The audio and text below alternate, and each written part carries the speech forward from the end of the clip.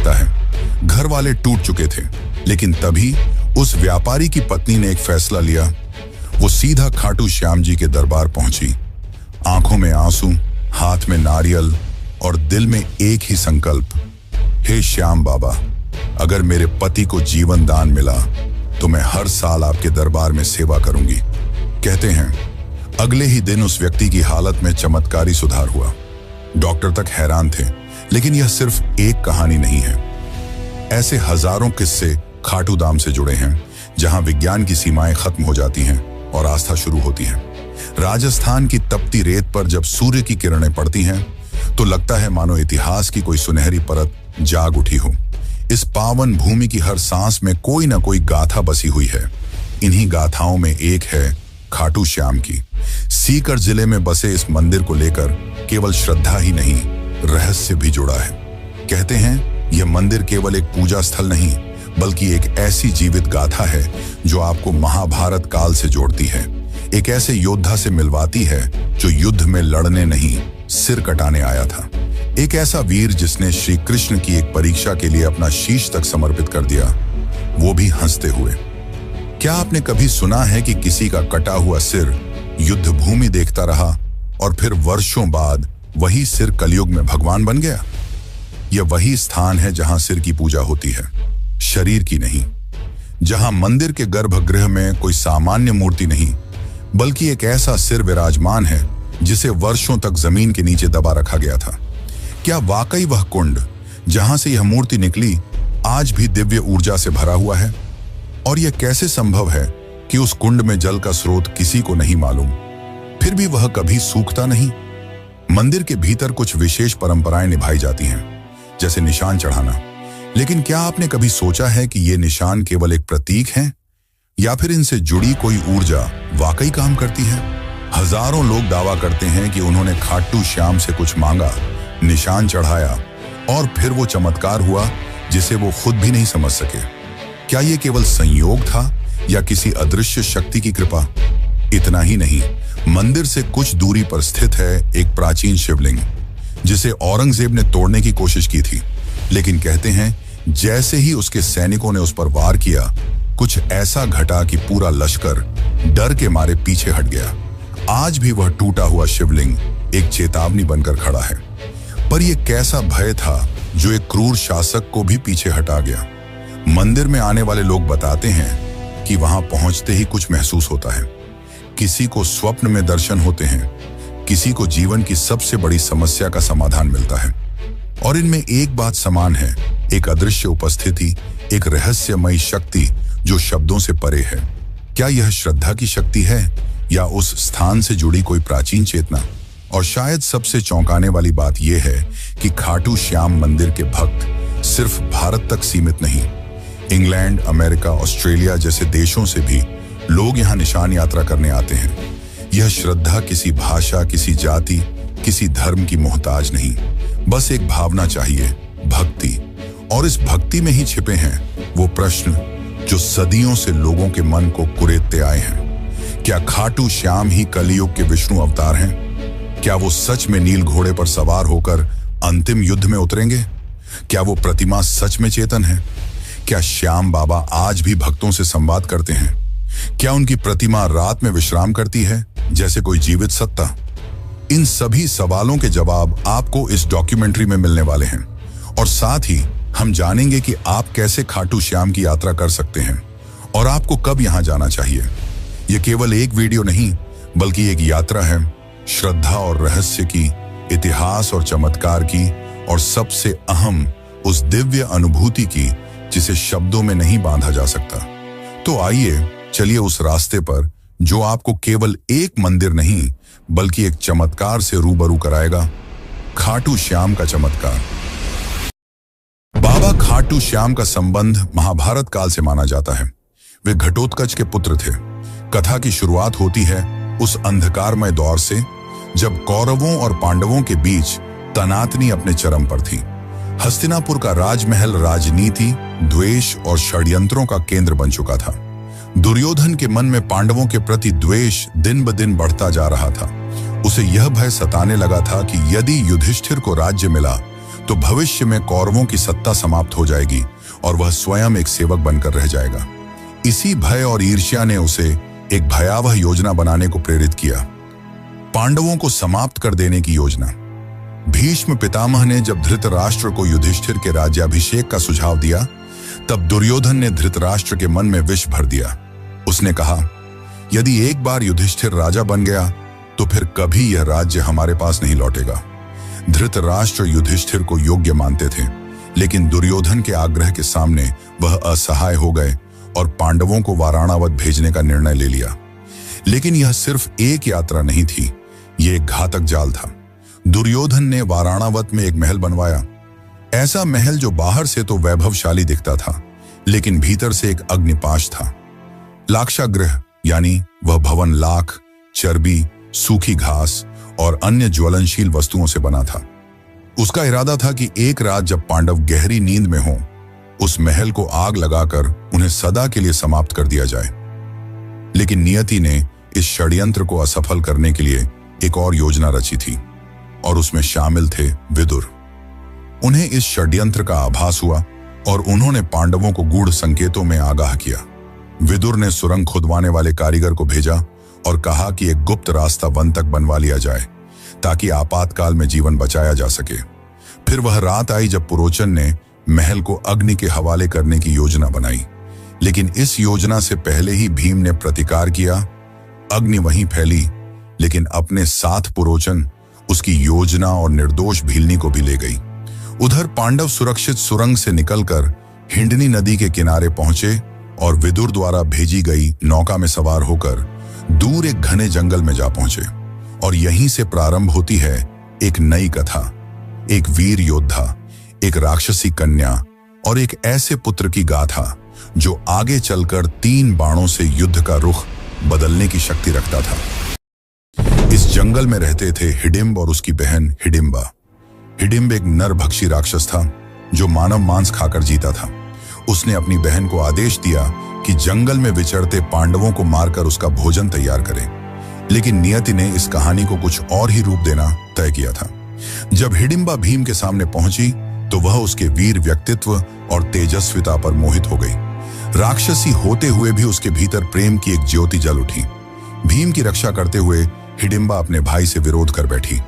इससे नाराज होकर हिडिंब ने भीम पर आक्रमण किया और फिर शुरू हुआ एक घमासान संग्राम। यह युद्ध शक्ति और छल का नहीं, बल्कि धर्म और अधर्म के बीच था। अंततः भीम ने हिडिंब को परास्त कर मार गिराया। इसके बाद हिडिंबा ने भीम के सामने विवाह का प्रस्ताव रखा। पहले तो भीम ने उसे अस्वीकार कर दिया, लेकिन जब माता कुंती ने हस्तक्षेप किया और एक शर्त रखी कि विवाह के बाद संतान प्राप्ति तक ही वह साथ रहे, तो यह विचित्र विवाह संपन्न हुआ। जंगल में उनका गंधर्व विवाह हुआ और वहीं जन्म हुआ एक तेजस्वी बालक का, घटोत्कच।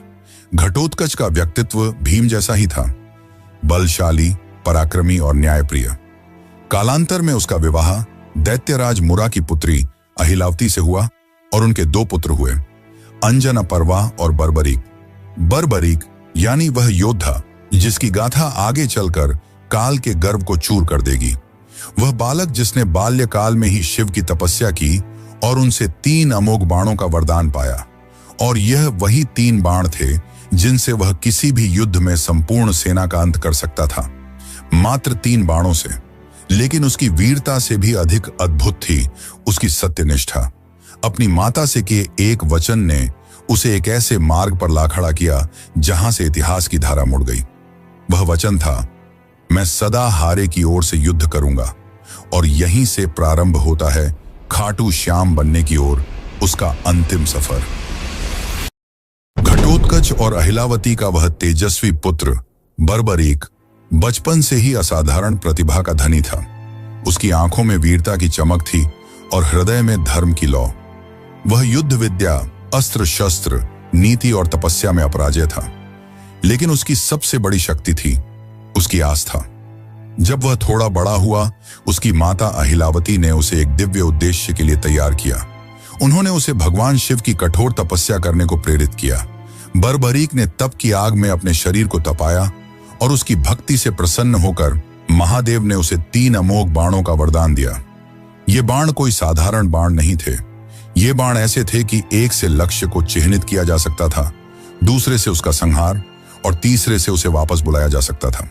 कहा जाता है कि मात्र इन 3 बाणों से वह समस्त पृथ्वी की सेनाओं का अंत कर सकता था। समय बीतता गया और युद्ध का वह क्षण समीप आ गया जिसे महाभारत के नाम से जाना जाता है। कुरुक्षेत्र की भूमि पर धर्म और अधर्म आमने सामने थे। सभी योद्धा एकत्र हो चुके थे। उसी समय बर्बरीक ने युद्ध भूमि में जाने का निश्चय किया। वह युद्ध में भाग लेना चाहता था क्योंकि उसका हृदय न्याय के लिए धड़कता था, परंतु उसकी मां से लिया गया वचन अब उसके रास्ते में खड़ा था। उसने प्रण लिया था कि वह सदैव हारे हुए पक्ष की ओर से लड़ेगा। कुरुक्षेत्र जाते हुए जब वह अपने नीले रंग के घोड़े पर सवार होकर चला तो मार्ग में एक ब्राह्मण ने उसका रास्ता रोक लेता है। लेकिन वह कोई साधारण ब्राह्मण नहीं था। वह स्वयं भगवान श्री कृष्ण थे, जो उसकी शक्ति और उसके निर्णय की परीक्षा लेना चाहते थे। कृष्ण ने मुस्कुराकर पूछा, वत्स, तुम कहां जा रहे हो? बर्बरीक ने उत्तर दिया, हे ब्राह्मण, मैं महाभारत के युद्ध में जा रहा हूं। मेरा कर्तव्य है कि मैं उस पक्ष के लिए युद्ध करूं जो हार रहा हो। कृष्ण ने उसकी वीरता पर संदेह नहीं किया, लेकिन उसके निर्णय से उत्पन्न होने वाले परिणामों की गहराई को समझाना आवश्यक था। उन्होंने पूछा, यदि तुम केवल हारे हुए पक्ष की ओर से लड़ोगे तो युद्ध का क्या होगा? बर्बरीक ने गंभीरता से उत्तर दिया, जहां हार होगी मैं वहां जाऊंगा और जिस ओर मैं जाऊंगा वह जीत जाएगी। यह सुनकर श्री कृष्ण का हृदय कांप उठा। उन्हें स्पष्ट हो गया कि यदि बर्बरीक युद्ध भूमि में उतर गया तो युद्ध का संतुलन टूट जाएगा। धर्म और अधर्म की रेखाएं धुंधली हो जाएंगी। पांडवों की विजय असंभव हो सकती थी। तभी उन्होंने बर्बरीक की परीक्षा ली। उन्होंने एक वृक्ष की ओर इशारा करते हुए कहा, अगर तुम इतने पराक्रमी हो तो इन पत्तों को एक बाण से भेद कर दिखाओ। बर्बरीक ने ध्यान लगाकर अपना पहला बाण चलाया और वह बाण वृक्ष के हर पत्ते को छेदने निकल पड़ा। लेकिन एक पत्ता बच गया जो श्री कृष्ण ने अपने चरणों तले छुपा लिया था। बाण हवा में घूम रहा था, खोज रहा था और अंत में श्री कृष्ण के चरणों के पास रुक गया। तब बर्बरीक ने बड़े विनम्र भाव से कहा, हे ब्राह्मण, कृपया अपना चरण हटा लें, वरना यह बाण आपको घायल कर देगा। श्री कृष्ण मुस्कुराए। उन्हें उस क्षण वह विराट पुरुष दिखाई दिया जिसमें वीरता और विनम्रता दोनों का अद्भुत मेल था।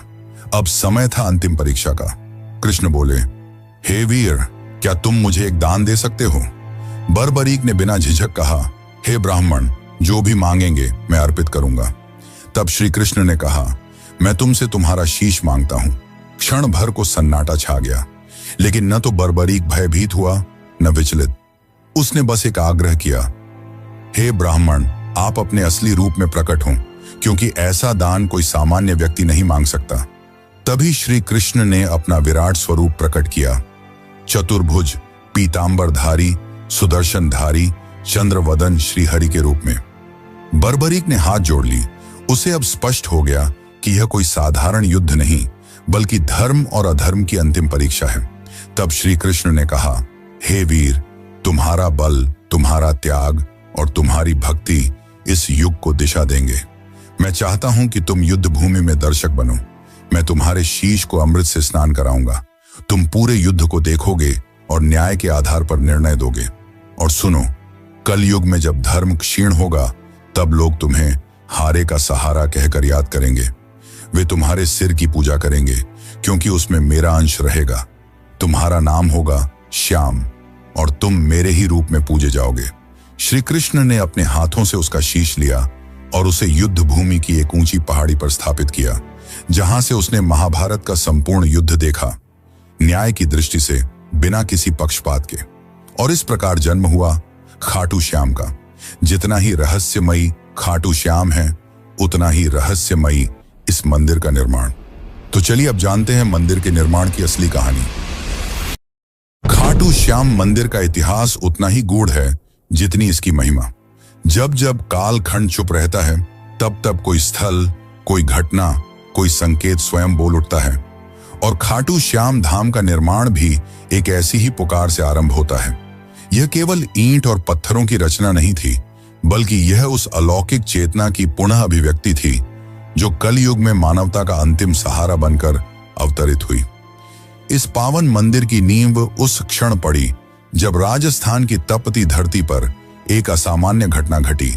कहते हैं यह कोई मंदिर स्थल नहीं था, न ही कोई पवित्र तीर्थ, बल्कि सीकर जिले का एक साधारण सा गांव खाटू।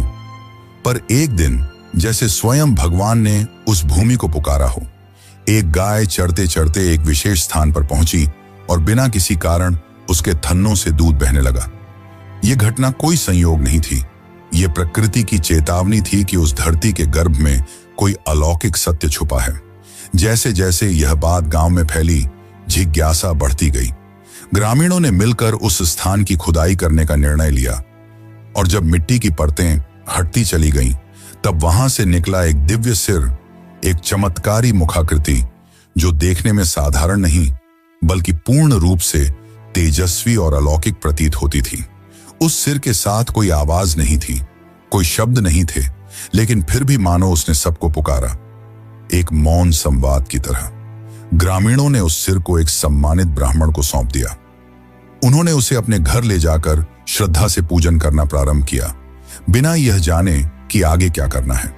कई दिन बीते, पूरा गांव प्रतीक्षा में था कि अब इस दिव्यता का मार्गदर्शन कौन करेगा।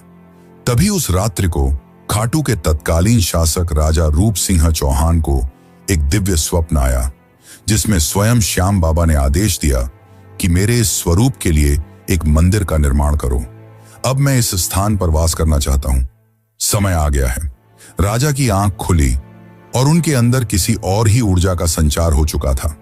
सुबह होते ही उन्होंने अपने शिल्पियों और पुरोहितों को बुलाया और उस स्थान पर एक भव्य मंदिर के निर्माण का आदेश दिया। इतिहासकार मानते हैं कि यह वर्ष 1027 ईस्वी का काल था, जब फाल्गुन शुक्ल एकादशी के पावन दिन, ठीक उसी दिन जब बाद में खाटू श्याम का विशाल मेला लगने लगा, उस दिव्य मस्तक की प्रतिष्ठा विधिवत की गई। इसके साथ ही खाटू नामक यह गांव, जिसने कभी कोई विशेष धार्मिक पहचान नहीं रखी थी, देखते ही देखते आस्था का केंद्र बन गया। मंदिर का प्रारंभिक निर्माण अत्यंत साधारण था, ईंट, चूना और सीमित शिल्पकारी के साथ, लेकिन समय जैसे जैसे बीतता गया, इसकी महिमा फैलती चली गई। लोगों ने चमत्कार अनुभव किए, बीमारियां ठीक हुईं, बंजर को संतान मिली, भटके हुए रास्ता पा गए, और इन चमत्कारों की साक्षी बनती रही वो मूर्ति जो आज भी उसी गर्भगृह में विराजती है। लगभग 7 शताब्दियों के बाद 1720 ईस्वी में जब खाटू क्षेत्र मारवाड़ रियासत के अधीन आया, तब वहां के प्रभावशाली दीवान अभय सिंह को भी खाटू श्याम बाबा ने स्वप्न में आदेश दिया। उन्होंने इस मंदिर का भव्य रूप में जीर्णोद्धार करवाया। संगमरमर की नक्काशी, सोने चांदी से अलंकृत द्वार और विशेष प्रकार के दुर्लभ पत्थरों से गर्भगृह की सज्जा की गई। यह वही मूर्ति है जो आज भी खाटू के मंदिर में स्थापित है, और मान्यता है कि यह किसी साधारण पत्थर की नहीं, बल्कि कृष्णकालीन श्याम वर्ण चित्त की प्रतीक शिला की है। मंदिर का वास्तु भी अद्भुत है। इसके शिखर पर लहराता ध्वज बाबा के उस संकल्प का प्रतीक है जो उन्होंने महाभारत युद्ध के पूर्व कृष्ण से किया था।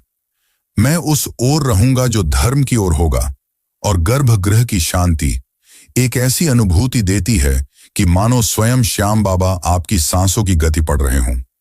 खाटू श्याम मंदिर आज न केवल एक धार्मिक स्थल है, बल्कि एक जीवित परंपरा है।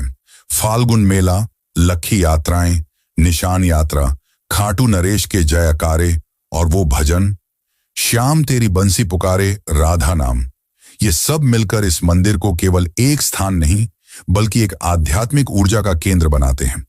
कई विद्वान मानते हैं कि यह मंदिर इतिहास और अध्यात्म के बीच का एक जीवन संगम है। जहां सिर्फ दर्शन नहीं होते, वहां एक भरोसा जन्म लेता है कि जब कोई हारा हुआ इस दरबार में आता है तो बाबा उसे फिर से जीवन से जोड़ देते हैं।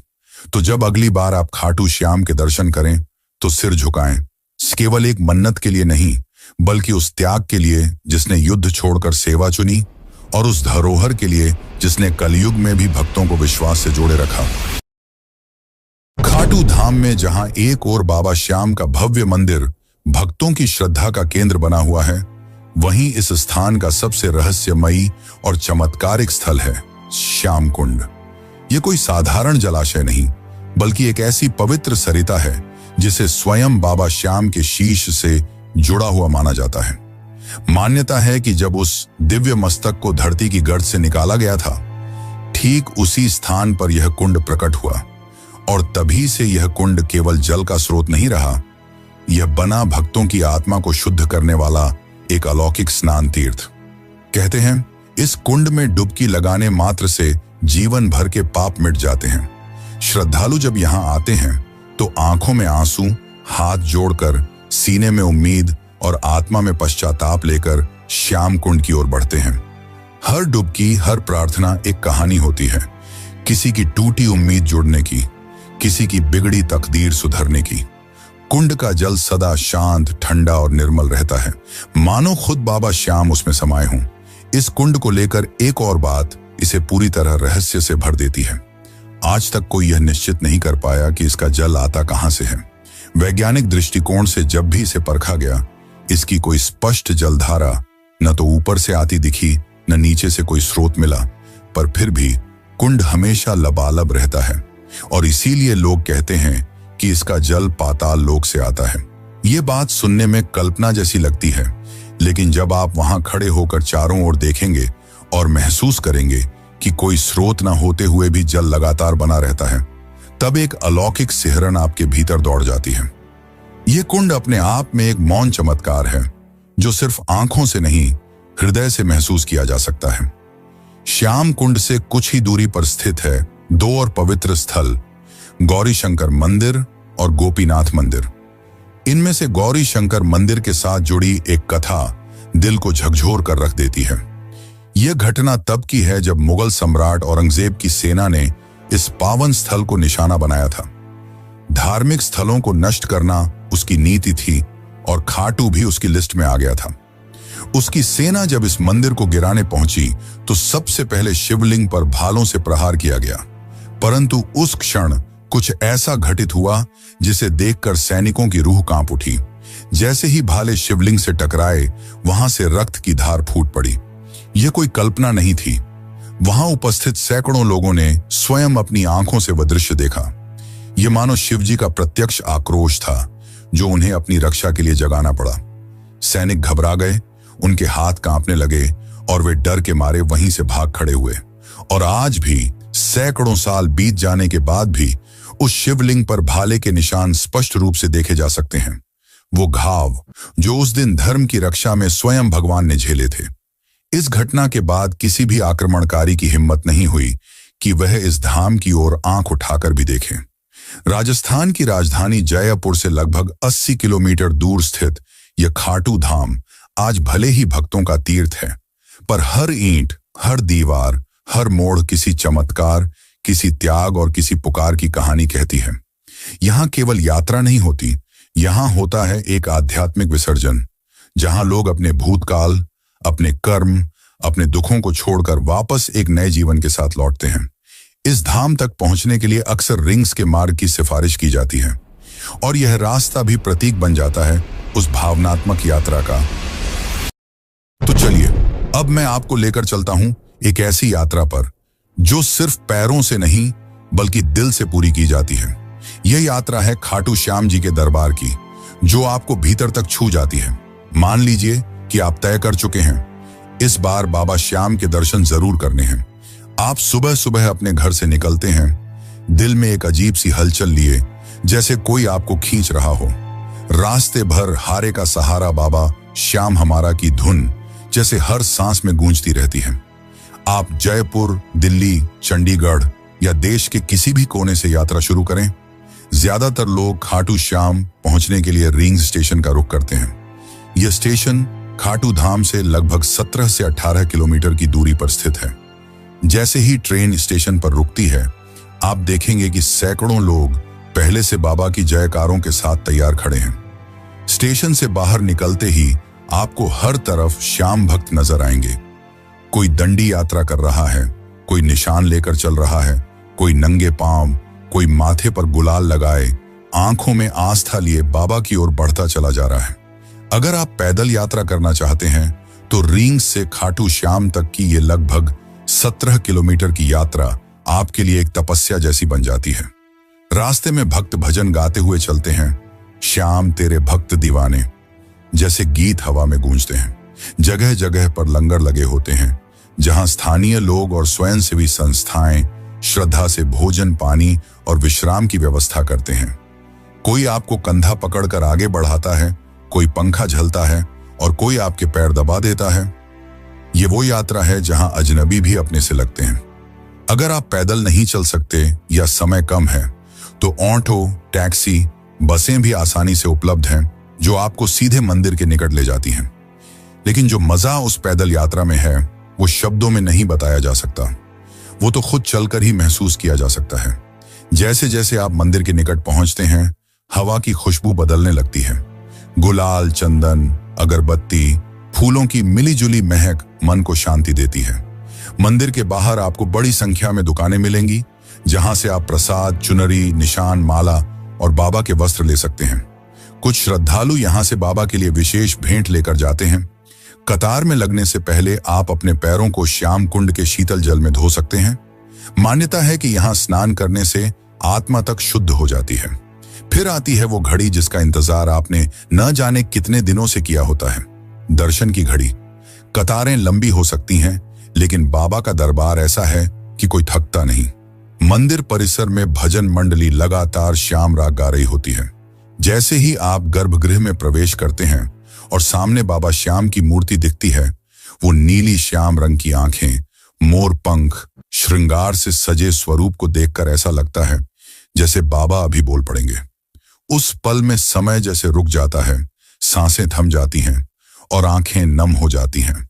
दर्शन के बाद आप वहीं मंदिर परिसर में बैठकर कुछ देर आंखें बंद कर लें तो लगेगा जैसे जीवन में जो उलझनें थीं वो हल हो गईं।